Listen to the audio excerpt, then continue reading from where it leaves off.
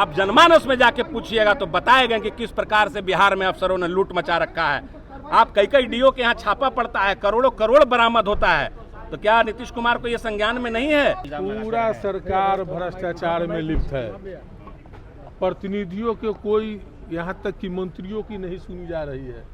इस सरकार में दो हाथ दिन रात ईद और दिवाली के तरह पदाधिकारी लोग भ्रष्टाचार में अवैध रकम की वसूली कर रहे हैं। तो निश्चित तौर पर एक ईडी की छापामारी क्या, जितने अधिकारी हैं सभी अधिकारी, यहाँ टॉप टू 10 जो अधिकारी है इस राज्य में, जो वर्षों से कुछ रिटायर्ड अधिकारी है, इन लोगों पर भी अगर छापा हो तो अघोषित संपत्ति सैकड़ों करोड़ में मिलेंगे, क्योंकि ये लोग बिहार को लूट लेने का काम किया है। कहती है कि हम लोग भ्रष्टाचार के खिलाफ हैं, नीतीश प्रशासन के सरकार के खिलाफ जीरो टॉलरेंस की बात करते हैं। ये लोग तो यही बोलते हैं, ये लोग तो कथनी और करनी में जमान आसमान का अंतर होता है। और भ्रष्टाचार में किस तरीके से लूटे जा रहे हैं पूरा देश और बिहार ये दुनिया देख रही है। भवन निर्माण विभाग के एक अधिकारी हैं, उनके आवास पर रेड चल रही है। अरे भवन निर्माण क्या, पथ निर्माण, भवन निर्माण, आप ग्रामीण कार्य, आप विद्युत विभाग, किसी भी विभाग के अधिकारी के यहाँ छापा पड़ेगा तो करोड़ों का कैश बरामद होगा। ये प्रशासनिक व्यवस्था जो है वो ध्वस्त हो चुकी है। नीतीश कुमार का जो जीरो टॉलरेंस की जो नीति है वो बिल्कुल फेल है। आम जनता परेशान है और आप जनमानस में जाके पूछिएगा तो बताएगा कि किस प्रकार से बिहार में अफसरों ने लूट मचा रखा है।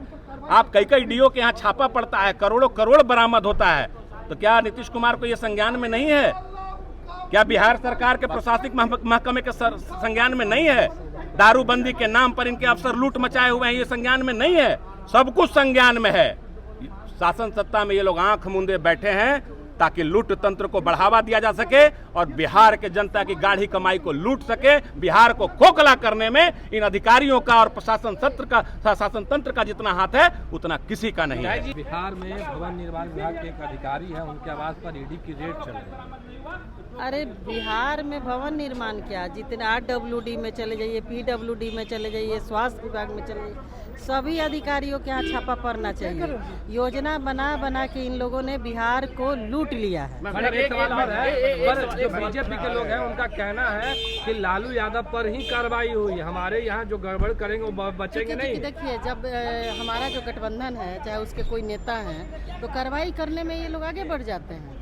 लेकिन अपने जब लोग भ्रष्ट होते हैं वहाँ कोई कार्रवाई, चूँकि लोग वॉशिंग पाउडर लेके बैठे हुए हैं। और जिस तरीके से भवन निर्माण को जाके देखिए, आज मकान बनता है, कल टूट जाता है, कितना सारा पुल भसा, कितने लोगों पे कार्रवाई हुई। भाई आप जूनियर इंजीनियर को सस्पेंड करते हैं, आप बड़े अधिकारियों पे क्यों नहीं कार्रवाई करते हैं?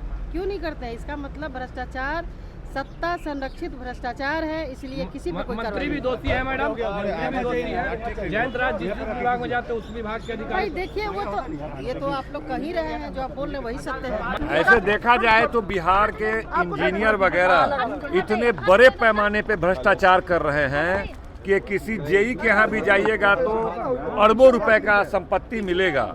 खुलेआम हम लोग विधायक हैं, तमाम इंजीनियरिंग सेल को देख रहे हैं, भवन निर्माण विभाग हो, ग्रामीण कार्य विभाग हो, तमाम विभाग, किसी PhD विभाग हो, तमाम विभाग में बड़े पैमाने पे लूट चल रहा है, बड़े पैमाने पे घोटाला चल रहा है। क्योंकि मुख्यमंत्री नीतीश कुमार जी नियंत्रण करने, मॉनिटरिंग करने और उसको देख रेख करने में अक्षम है और किसी को कोई डर नहीं है। खुलेआम पैसा लेके काम बांटा जा रहा है, बड़ा मोटा कमीशन लेके काम किया जा रहा है। तो ये ईडी का छापा पड़ रहा है, इसके बारे में तो हम नहीं कह सकते हैं।